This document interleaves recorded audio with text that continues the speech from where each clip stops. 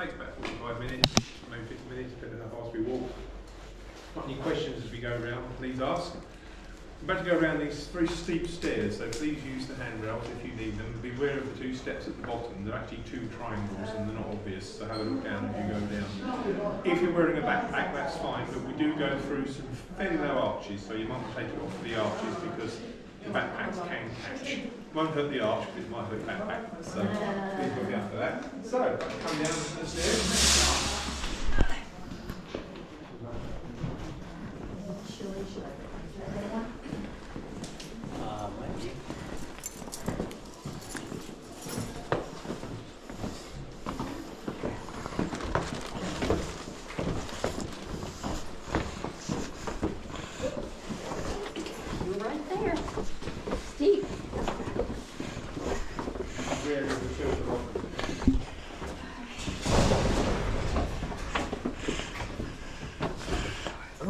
Careful there, honey.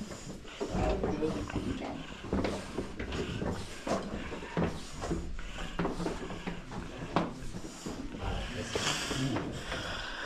It is.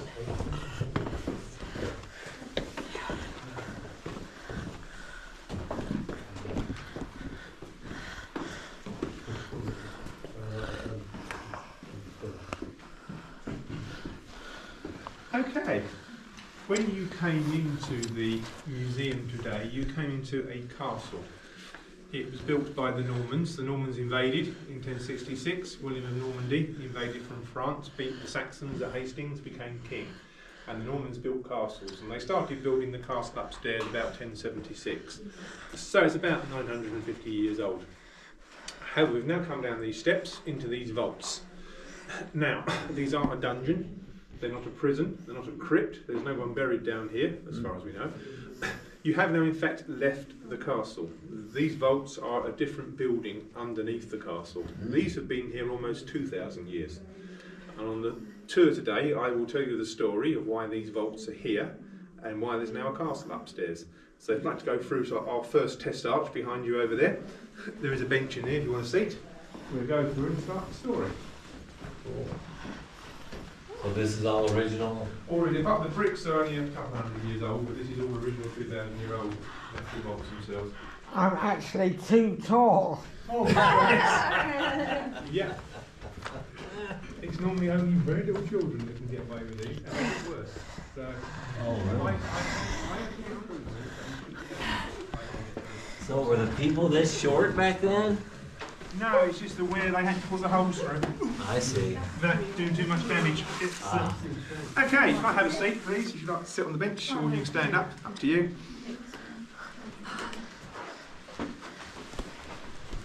Yes. Okay, so I've told you these vaults are almost 2,000 years old. So to tell this story, I've got to go back 2,000 years. And we're going to go back to the year AD 10.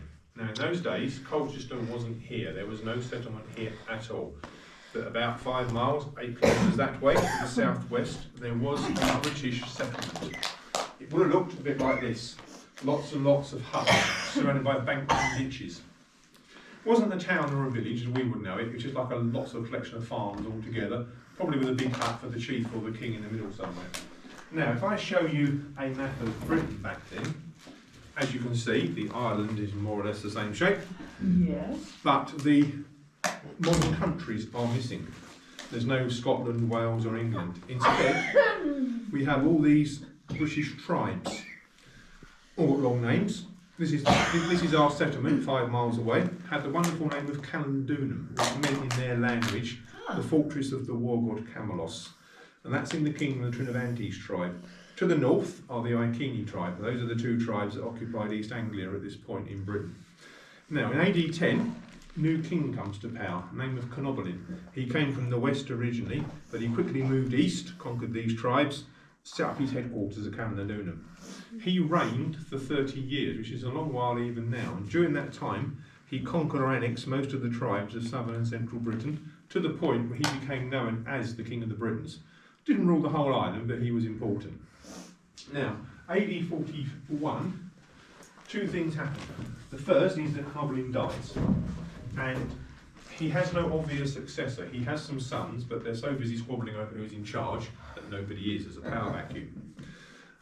Same year, across in Europe, we have the Roman Empire.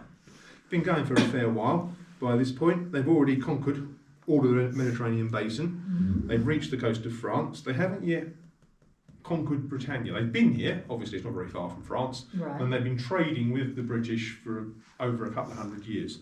Some of the British kings are quite friendly. They even send their sons to school in Rome. Others not so much. Well, AD 41, the same year as Canoblin dies, Rome gets a new emperor, the Emperor Claudius. He is a weak emperor. He needs a big win. He hears that the king of the Britons is dead and there's nobody in charge. And better than that, some of the tribes who are friendly to the Romans have invited the Romans to come across and sort out the chaos of Canoblin's death. So he thinks it's a good time to invade Britain and make it part of the empire. That's his big win. So AD 43, he sends across from France into what we now call Kent, 40,000 heavily armed Roman troops. They land. 40,000. They met some resistance, but not much because the locals are no match for them. Plus, people are expecting them. They sweep up through Kent, they get to what's now the Thames. There's no London there then. Claudius joins them and brings elephants to Britain for the first time, probably. Just to show off, to ride through the countryside on an elephant. And because Cannadunum is the biggest place, and it's where Canoblin used to be, they head here. Claudius goes to Cannadunum, the local tribal leaders surrender to him. As far as he is concerned, Britannia, as the Romans are going to call it, is now part of the Roman Empire. He's conquered, he's done his job, he returns back to Rome, he's got an empire to run. He leaves a lot of the troops behind, and they set up a fortress at the other end of what's now the city centre. If you walk round Colchester at all so far, if you don't live here, up the other end there's a giant water tower and there's a theatre. That's where the barracks were. They're underneath that theatre, they found those. And the fortress occupied roughly a quarter of the modern city centre, so a big fortress. AD 49, they disband the fortress, it's not needed anymore, and they decide to build Britain's first city here, roughly in the area that's now the city centre. It's not just going to be any city, it's going to be the capital of Britannia, so it's going to be a very important city. They bring in retired Roman soldiers and their families to supervise the building. The locals are conscripted as forced labour to actually do the work. The Romans always build to book. They've got books on how to build a city. It must have certain buildings, temples, it must have bathhouses, it must have theatres. And the temple they built, which is a magnificent building, we think looked like this. There's a temple in Rome called the Temple of Mars that look the same. It has one facility that they didn't have, which is electric light, so you can see inside it. So we turn it on. It would have originally had a wall about here with a door in it, because it wasn't like a church. Unless you were an important Roman or a priest, you can't go inside, that's the God's space, you worship outside. So we've taken the wall out so you can see in there. You can see how big it was from the little figure at the front. Now, AD 54, Claudius, the emperor, dies. His stepson, Nero, becomes the next emperor. And as is sometimes a tradition in Roman Empire, he declares that Claudius is now a god. So he dedicates the temple at Colchester to the worship of Claudius. And you can see they put a massive statue of Claudius at the back, which you wouldn't meant to see, which is odd, but it's still there. It's meant for the god, not for you. Now, this temple does something a real one didn't do. If I undo the hooks, I can lower the steps and show you underneath. And if you look, it's held up by two massive vaulted arches. Originally they would have been full of sand, so they've been sand up to the ceiling. You're all sitting or standing in this arch. Oh, we are. This arch was one of the two arches that held up the temple. We are. They were never designed to be anybody down here. They were full of sand. These doorways wouldn't have been there then. The other arch is through there. The reason you're in this one is the temple faced the same way as the front of the castle, which is that way, in case you've lost your bearings. And this wall is the wall I was underneath the foundations, is holding up that missing wall in the model. So, what we've got to find out now is how comes we're down here, if this was a foundation, and more importantly, where did the temple go, and why is there now a castle upstairs? Well, to find out that, if you'd like to go through to the room next door, through the friendlier arch, there's another bench there. If you do sit down, face the same way you are now. If you face the other way, it's not as interesting. So, let's, I shall just turn on the model, I shall come through and join you.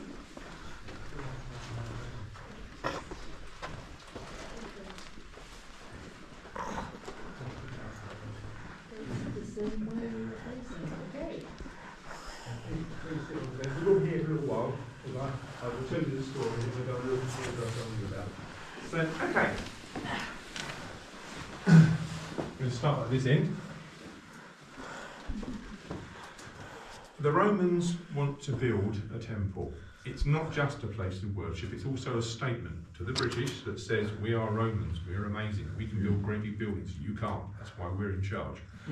They'd like to build it somewhere really high. Now the highest point is up the other end where the fortress was, but the barracks are still there because the retired Roman soldiers are living in them while they're supervising the building of the town. Colchester is a ridge of high land, so they build it at the other end, which is here. But they've got a problem. In the county of Essex, where we are in the east of England, there's no stone that you can quarry out of the ground to build with. All we've got is clay. They can make bricks from that if it's artwork. We've got gravel and we've got sand. There's sand underneath this carpet at the moment. So, what are they going to do? Well, they build their houses and their shops out of wood. There's plenty of that, but they want to build their important buildings, including the temple, out of stone. They can import some of it from Rome or from Europe. That's expensive. But 30 miles away, about 50 kilometres away on the coast, a place called Harwich, in the cliffs, there are lumps of fossilised mudstone. They're about this big, sort of egg-shaped lumps. That's what's in the walls here, so they're going to use that, but they've got to cart it here. So to save material, also to save work, rather than make a solid foundation, they use arches. Arches are strong, they're going to be full of sand, and they hold the floor up. The solid bits will hold up the pillars and the walls. It also means that rather than digging a huge hole, all they've got to do is dig some trenches, which they shore up with wooden planking, stop the sand falling back in again, fill those full of a mixture of the stone from Harwich and cement, which they've got. That makes their walls. When they get to Roman ground level, which is about here, they heap up the sand from the hole into arch shapes, pour the concrete and the stone over the top. They've made their arches. They've saved a lot of work, and also the added bonus, not only have they not got to dig this sand out, it provides support because it's holding the arches up. So they build their temple, they build their capital city. It's all going very well. We get to about 10 years later, about AD 60, when something terrible happens. Now the full story you can read upstairs in the Roman galleries, so I'll let you have a look at that. I'll give you the very short version of it. This is a story told by the Romans many decades after it happened. Some parts may be made up, some parts may be spun or exaggerated, we'll see. However, the Romans tell us that at this time, the retired soldiers are treating the locals very badly while they're building the town. They've also taken a lot of the locals' land. That's not popular. To the north, I mentioned the Iceni tribe. They're ruled by a king whose name was Prasutagus.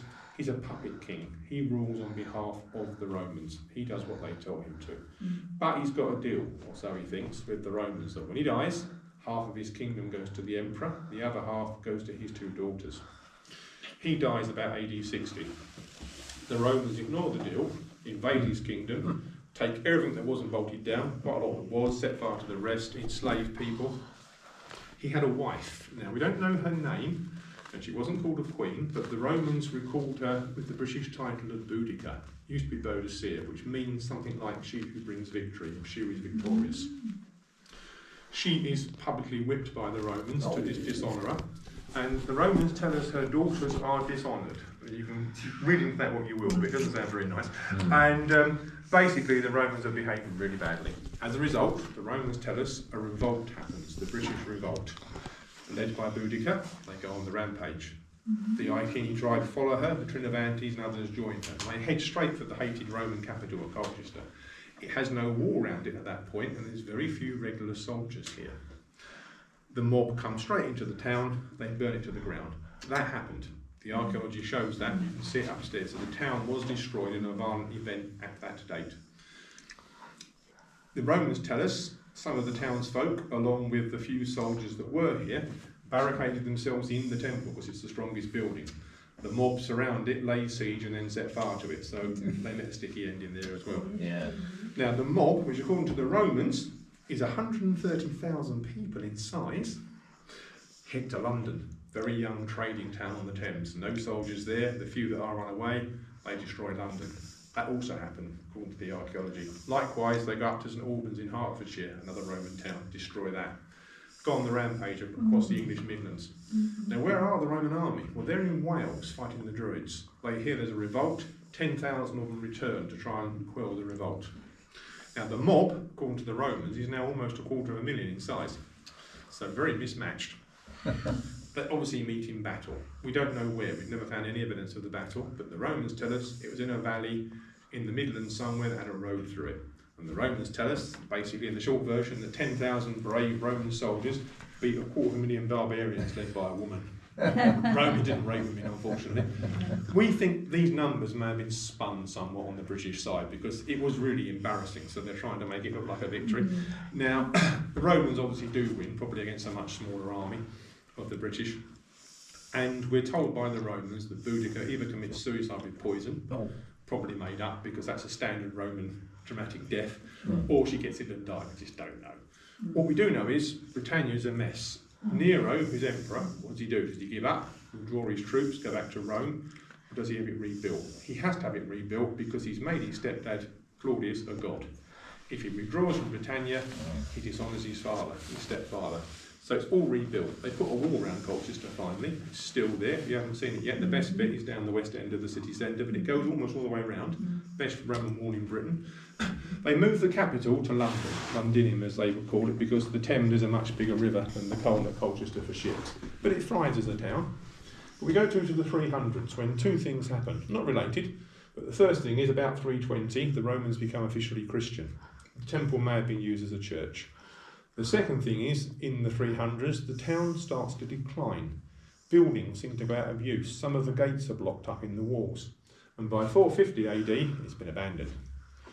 Why? Historians argue. I've just seen there's a new book upstairs in the bookshop that argues why the Roman civilization collapsed. We know that in 410, the Roman legions have withdrew to Rome, but all the people are still here. They're all Romanised. They act like Romans. But you've got new tribes coming in, the Angles and the Saxons from Europe. They bring a new culture. And for whatever reason, Roman Britain dies, the Anglo-Saxon culture becomes English starts. The Saxons, who settle in Essex is the East Saxons, they can't build like the Romans, so they just occupy the deserted town, they build wooden huts amongst the abandoned buildings. In the 800s, the Danes invade, call them Vikings now. They occupy this part of England. And in 917, Saxon king Edward the Elder comes to East Anglia, as we call it, kicks them out. The chronicles say he literally had the Danes thrown over the walls of the town. He decides to make it a town. He repairs the walls, he lays out the streets that we've still got. And it finally occurs to the Saxons that they're in a town full of deserted Roman buildings, all made of stone and brick, so they start building churches with them. And in 1066, as I say, the Normans invade. Normans build castles. Now, anybody here been to the Tower of London? So a few of you have. If you go there, the White Tower is the oldest part. It's called the Central Keep. It's the same design by the same architect as Colchester Castle is, with two differences. Ours is older than theirs. This is one of the first stone keeps that the Normans built. It's also 1.5 times bigger than theirs. It's the biggest castle keep in Europe. And the reason it's the biggest, the Normans came here, saw a temple that was pretty much intact, knocked it down and built their castle on the podium. Ideal foundation. They also used a lot of the Roman town to build the castle and their monasteries and churches. So if you look at the castle, 95% of it is recycled Roman town. They made use of the stone. So what is a castle? Well, it's all the obvious things you might think. It's a royal castle and the king is here, he lives here. Servants are downstairs, grand hall upstairs, grand apartments upstairs. When he's not here, his deputy rules from here. It's a law court, it's a prison, it's a treasury for the tax, it's an armoury and garrison for the soldiers. It's also a statement. The Normans see themselves as the new Romans. They're saying to the Saxons, we can build amazing buildings, you can't. We've heard this before, haven't we? So it's to terrify the Saxons, basically. It's okay for a few hundred years, but in the 1300s, gunpowder starts to come to Europe. Castles are vulnerable because you can blow them up. So its use declines, and by the 1600s, it's only being used as a prison, and by the end of that century, it's been abandoned for any use.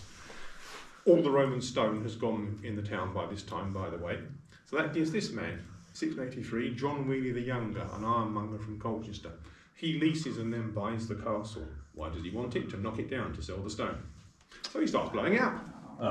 And so we've lost all of the castle above here, so we don't actually know how tall it was anymore, because there's no pictures of the castle before then. It's costing him no more to blow it up than he's making from selling the stone, so he's in trouble. When a big lump falls down, breaks through the floor of the castle, and shows there's vaults there. No one knew they were there. They thought the foundations were solid. Now, for some reason, he abandons knocking the castle down, which is good for us. And the early accounts say he starts to take the sand out of the vaults. Now, later accounts say he's treasure hunting, because there's a legend that before the castle was here, it was the palace of old King Cole of nursery rhyme fame. It's nonsense, but he didn't know that. Either way, he digs through 17 feet, several metres of Norman wall, another 5 foot, just under 2 metres of Roman wall, probably with gunpowder with his workmen, makes a tunnel big enough to take out a lot of the sand from the vaults. He's cleared about 3/4 of the vaults when he finally goes bust, runs out of money, so he mortgages and then sells the castle. Nobody really wants it. It's a derelict castle full of rubble. But in the following century, this man, Charles Gray, Member of Parliament for Colchester, historian, helps out the British Museum. He marries a rich widow who lives in the house next door in the park. It's now another museum. Her mother happens to own the castle. So as Charles is a historian, she gives it to him as a wedding present. So he's now got a derelict castle in his back garden. Doesn't know what to do with it, so he ignores it. But 10 years later, roughly, he inherits some old books. So he decides to restore the front of the castle as a library. Puts in the big windows to read by, puts on a roof at the front, with a dome on the tower, builds a little curious building at the back. We think it may have been an office, but we're not quite sure what it was for. And they've also started renting out this part as the jail again. So he has his posh friends round for tours and dinner, while you've got the prisoners down here. So different world. When he dies, he has no children with the widow, but she's got children from her first marriage. So they inherit the castle and they own it to 1920. Early 1800s, they give up on the jail, it's too disgusting. And the sister of the last jailer, probably the last person to live here, starts doing guided tours for visitors. Gives the owner the idea of putting the town's first museum in the library for the visitors. Go through to the 1900s. 1920, a rich lord buys what's left of the castle as a war memorial for the town and gives it to the council. Into the 30s, they notice that down here in the vaults there's no roof on most of the castle still. It's very wet and horrible down here.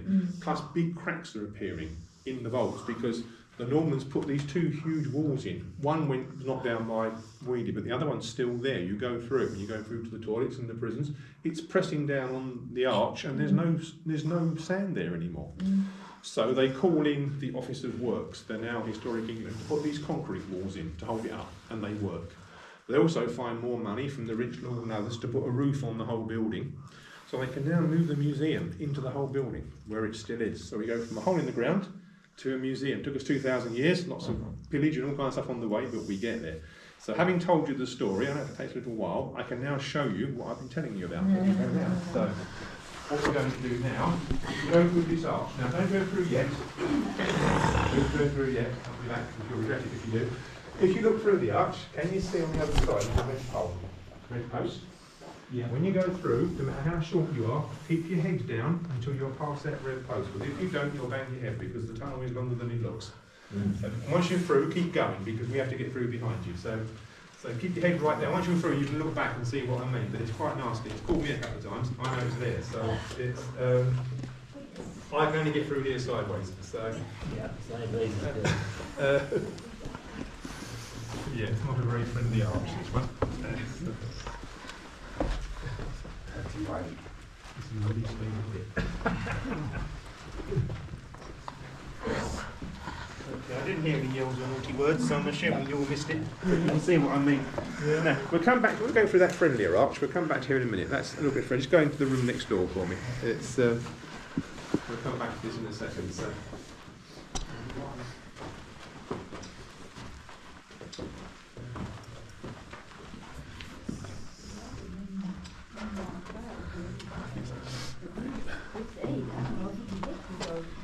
Okay, I told you that John Wheely, the ironmonger, broke through the vaults. You want to come back? There's 2 reasons why I don't go in. There's nothing in there, and I can't stand up. So but if you've seen it, that's great. It's but yeah, I want to show you some bits here first. Okay, if you look above me, this is where John Wheely broke through into the vaults. Obviously, it's been sealed with concrete, so that people can't fall in from upstairs. So of course, this is his tunnel, which you've just been down. It's, ignore the bricks, it was originally not quite as wide as where the stone starts over there. And you saw the notice on the wall in there. This is the Roman wall this side, and 17 feet that way is the Norman wall. So he blasted for all of that to find nothing. Can't say he was impressed. When Mr. Gray got over the castle, he filled it in again. He didn't want people coming in that way, and he was a bit concerned that the castle might fall down, because these aren't here then, remember. So he filled up the back half of the vaults with soil. It stayed like that until the 1920s, when the council got the castle. They allowed archaeologists to come down here who re-excavated the tunnel. Once they finished excavating it in 1923, it was filled in again. In 1939, 3rd of September, the Second World War started. In the August of 39, the government approached the museum and said, if war breaks out, can we use the vaults as an air raid shelter? Very reluctantly, they said yes. So the engineers came down in the August. They made the tunnel a little bit wider and they squared it off. They put in that brick wall at the back, the outside bit. Where the brick wall in the middle is, in the hole, that was a double wooden door, because obviously if the front got blocked, that's the escape. Right. They also put in this brick structure. Now, there's no record as to why, but it looks like an air raid shelter, but it's not, because the whole place is. But we think it was done to support the tunnel and also to give some sort of blast protection to the rest of the vaults.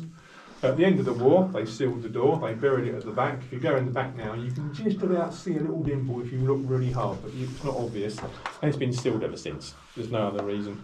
If you look over here, you can gentleman here, can you see the oyster shell in the wall? Oh, yeah. Colchester is famous for its oysters. We still have an oyster feast once a year. Now, oysters are now rare and expensive, especially around here, but in the past, they were fast food. Everybody ate them. You read Dickens or Pepys, they're all eating oysters. Oh, yeah. So you can imagine 2,000 years ago, somebody building the castle had their lunch, tossed the shells into the mix. And there it stayed. So a piece of 2,000-year-old fast food wrapper, if you want to look at it that way. So I'm going to pop back into next door again for me, through the arch. You're just the right height for it there. I do go in there occasionally. I can't stand up. Yes. It was, yeah. There were a couple hundred people down here during air raids. Oh, really? Wouldn't be very nice, I don't think. Okay, so I told you there's no one buried down here, and there's coffins behind me. If you look very carefully, they aren't buried very well because you can see them. This is the sand I've been talking about, and the lids of those two are upside down. So they weren't buried here. They were. These are Roman coffins. Now, the Romans always buried their dead outside the city walls, and at the end of the 19th century, the archaeologists found them, and because this is a museum, they came here and eventually ended up being reburied down here. Now, they were rich Romans, whoever owned these, because this stone has come 100 miles away from Bedfordshire, so it would have been expensive to bring it here, so they weren't poor. And if you look at this one, the lid at the back, you can see there's a groove in it and a square hole. That started life as the roof of a Roman building. When the building was demolished, they recycled it as a coffin. Stone was so expensive. Don't know who they were, because when they were found, there was nobody in them, because the soil here is so acidic that any remains were long gone, so they were empty.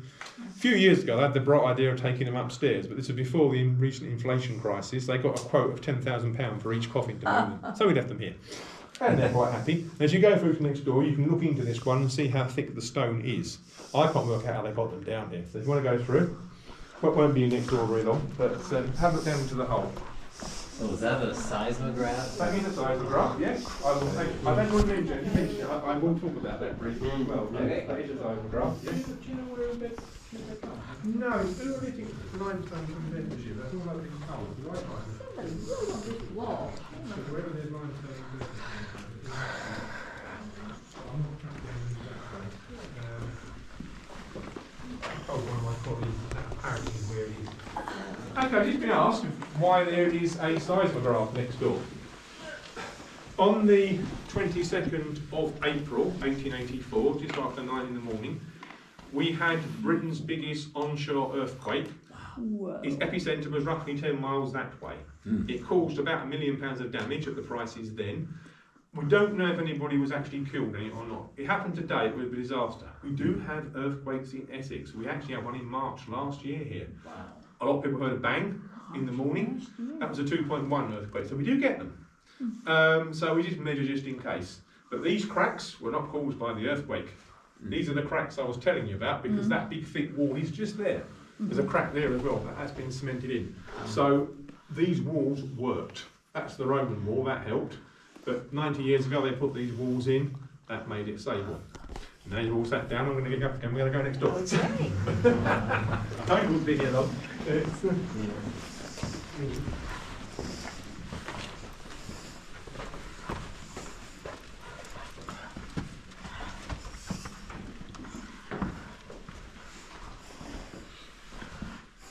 Please come in.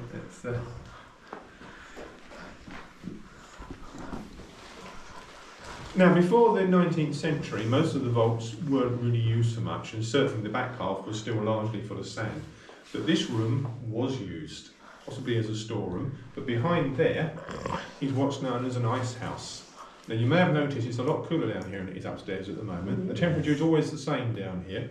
So before they had fridges, they used to bring ice off of the river in the winter, wrap it in straw, shoot it through the hatch over there. There'd be a floor behind here that's now gone, and they'd store all their meat, fish, whatever in there to keep it cold for the summer. So it's an early fridge. Would have been quite expensive to have one of those built, obviously, so only rich people had them. So that was probably the family that owned the house next door's fridge here in the castle. So it's interesting thing to see. Right, well, I'm going to go first now. We're going to go through this arch, which is the lowest arch. We always save the best till last. We'll go through this one sideways. We're going to go back upstairs, across the other side of the corridor, and up onto the roof. So we're going to go up to the top. We'll see how much warmer it gets when we go up about half upstairs.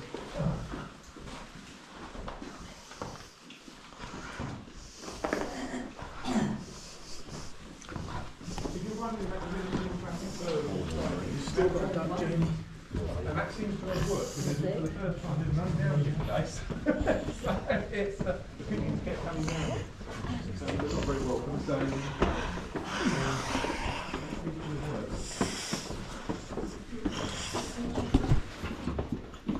To me, are these steps high? they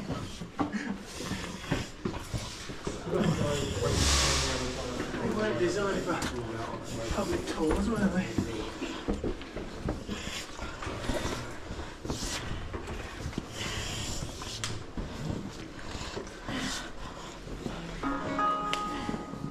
All your phones start working out.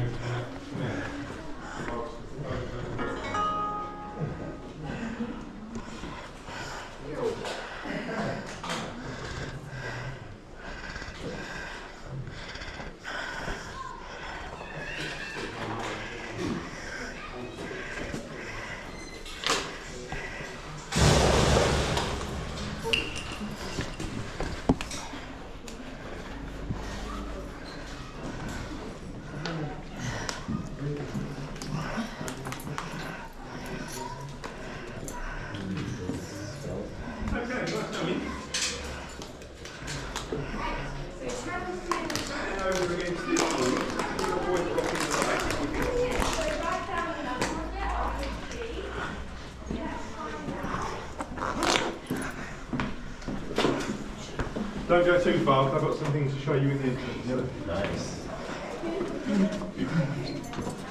Okay, we're now in the castle's great stairs. These are the way they used to go upstairs to the main hall. They're actually the widest staircase of any castle in Britain. They're 8 foot wide. And this is, apart from the bricks, this is the 5% of the castle that's not made of recycled Roman town. This is Cairn limestone from Normandy in France. Very expensive. They're making a point. You will notice about halfway up it stops. For some reason, when they built the ground floor of the castle, they stopped building it for about 10 years, and they finished in a hurry, so the top's a mess. So whether they run out of money, whether there was another invasion coming, never happened, we don't know. But the bottom half's a lot posher than the top half. Now you can see Mr. Hull, who was the curator here in the 1930s through to probably the early 50s, very upset that people are damaging and scratching the walls. And if you look, this is why I need the light. Yep. Can you see we've got a Norman knight fighting another knight on a horse. Ah. We're told that is graffiti from the 1300s. Oh, Very old. Wow. If we come along to the 1600s, when you go to the prisons, if you get there today, there's a witchcraft exhibition. And this is called a daisy wheel, which you'll be told is to keep witches out of the castle. But having researched it, it's got a wider use. The idea is it's an evil spirit trap. The theory is the evil spirit comes in the front door, gets attracted to that, goes in there and can't get out because there's no ends to the lines. It's a kind of evil spirit vacuum cleaner. Gotcha. And that means that by now, after 400 years, it's either full of evil spirits or they don't exist. I'll leave that up to you. While you're thinking about it, we shall go upstairs to the roof. Please use the rail again if you need it. The stairs do get narrower and they also get a bit sneaky in places, so please watch your steps.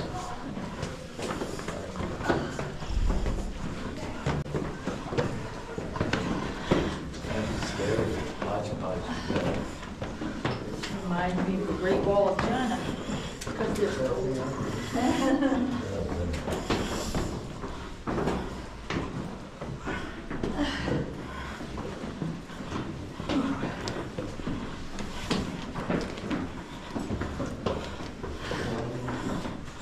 Oh, I'm getting old. Anybody want to go ahead?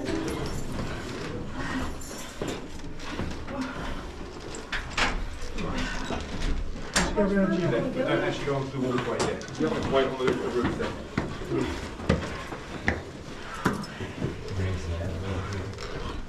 There's no more steps to go up, you'll be delighted to know. There are some to go down, but...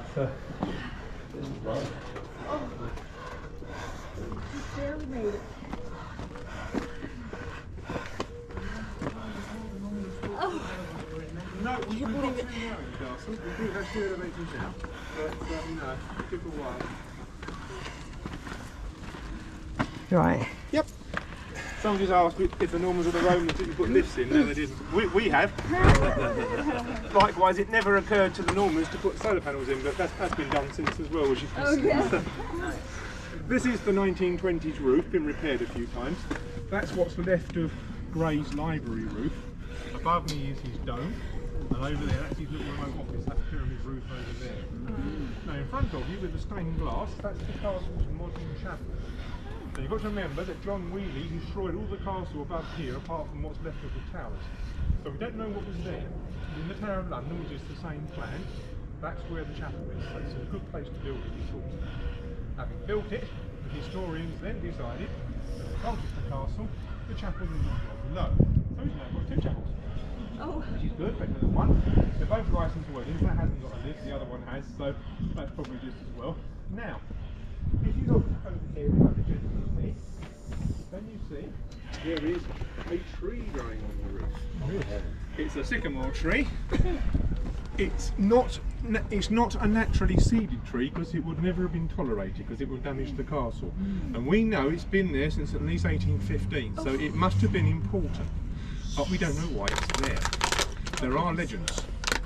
The first legend says that in 1815, the daughter of the then jailer planted the tree when he died to commemorate him. Second version says the daughter planted it to celebrate the victory at Waterloo of the British over the French. Napoleon was beaten by Duke of Wellington. The third version says, same battle, same year, but it wasn't the daughter of the jailer, it was the mayor of Colchester and his daughter planted it in a grand ceremony. But there's no newspaper account of the time, which is odd. What we do know though is that before that year, 1815, all the pictures of the castle, there's no tree. 1815 onwards, the tree's there. It's been there ever since. Used to be taller. In the mid-80s, it had indeed damaged the wall of the castle, so they carefully removed it, put it in a pot, took it into the park nurseries for a year. 87, they brought it back in a grand ceremony. The then mayor of Colchester and his daughter replanted it, and this time they made sure the newspapers were there. And even better than that, about a year ago, had a lady on the tour who was a little girl, was actually at the ceremony. She's still got the newspaper article, so we know that happened. It does have Christmas lights on it. I've noticed that they stopped. Oh, there is one on over there. One of them's working. They're on all year round because, for a simple reason, nobody can bother to go and get them because just behind there it's a sheer drop. Oh yes. So I don't think they're all working. Some of them seem to have gone duds. So someone's got the job of going out there and fixing those before Christmas. Good luck with that. It won't be me. It won't be if you. you'll turn around and look that way, I'll come down to the other end so I can show you what I want you to see. If you look at the wall on the far end, can you see? Excuse me. Can you see? There's vertical, like tiles in the wall. They're Roman bricks. As I said, the castle's recycled Roman town. They started life as piles of horizontal bricks cemented together underneath the floor of a Roman building because they had central heating, underfloor heating. They pumped the heat through, and these piles of bricks held the floor up. It was probably used originally in the bathhouse, which has been found over the road underneath the Three Wise Monkeys pub. So the Normans found stacks of bricks already cemented together. They were ideal. So they put as many in the walls as they possibly could, along with the recycled stone. So as I say, recycled castle. Now, what we're going to do now is, I have to go last for a good reason, I'll tell you in a second, but I'd like you to all go along in a second the walkway. The door at the other end isn't locked. Go through it, go down the stairs, but don't go through the door at the bottom. Instead, take it in turns, 2 at a time, to go through the archway to your left. Have a look in there. Decide what the room was, keep it to yourself. Once you've all seen it, we'll talk about it. I have to go last because I'm the last tour today. I've got to make sure that this door's shut to keep the pigeons out because none of them have paid. So if you want to get pictures of the city centre, the best place to stand is just here because the trees get in the way further down. So if you want to get a view over the city, this is a good place to sit. So please volunteer to go first. It's, once again, there are stairs here unless you're all going down. They're not long.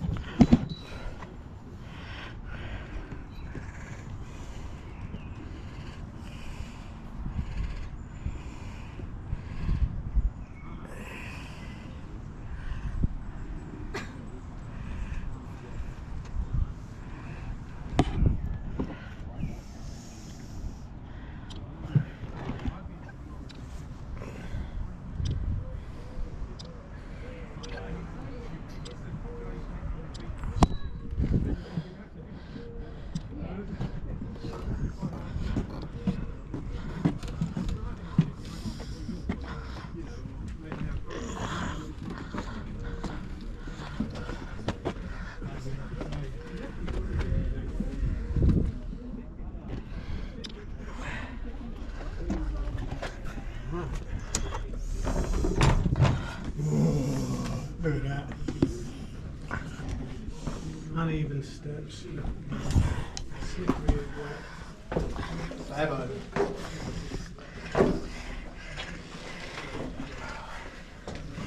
I'm going to need sugar after this, Jamie boy. Sorry? I'm going to need sugar after this to calm my nerves. Yeah. I've already got the overwhelming urge to throw myself down the steps just to see what happens.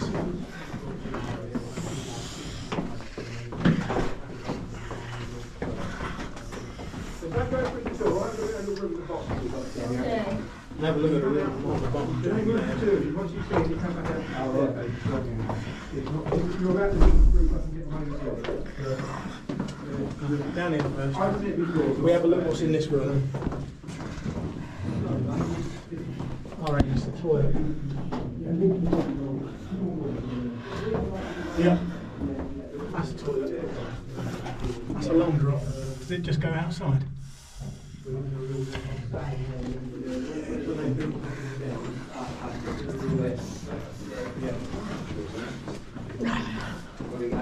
If you're not been in there yet, go through the little archway there. Have a look at the room. Yeah. Yeah, once you've been in there, it shouldn't take you more than a couple of seconds to see it, and then let the people in behind you. Once you've all seen it, come out and we'll talk about it. You can stand in the arch once you've all seen it, so don't go back up the stairs again.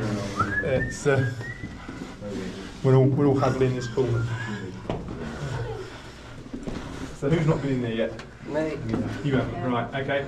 It's, You guessed? it's pretty obvious. Go and have a look. There's one room view in there as well. That's a long drop, isn't it? Yeah.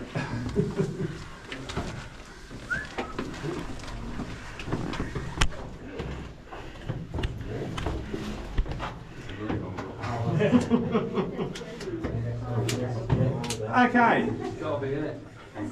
right, you've all seen it. What is it? Toilet? It's a toilet, a restroom, I thought so. a dunny, whatever you want to call it in your flavour of English. It's a place of convenience. It's a posh place of convenience, only for the posh people, although you think sitting on there on a January day with the wind whistling up, it probably wasn't the best, but if you're a peasant, you went outside.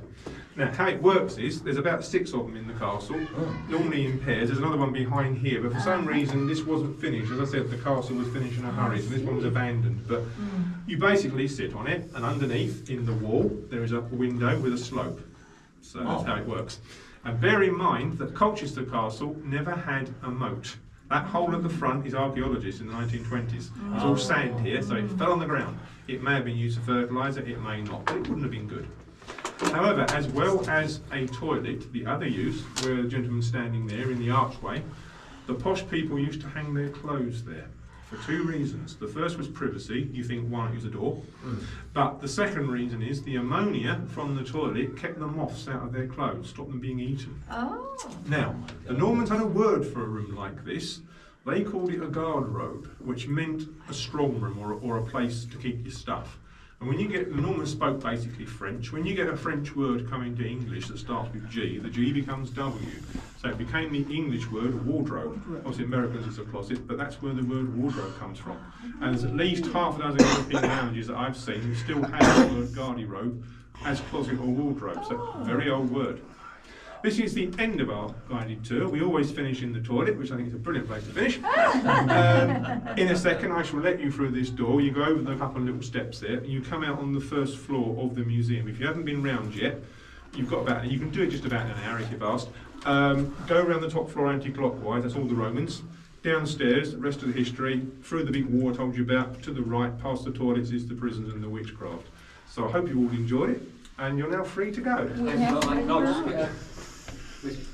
Yeah, sure. Yeah. It's, While I'm here, can I use the facilities? there are I wouldn't actually recommend sitting on the toilet. You might end up leaving the castle faster than you thought.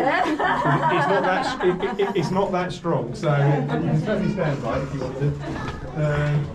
Well, I bet you love your job.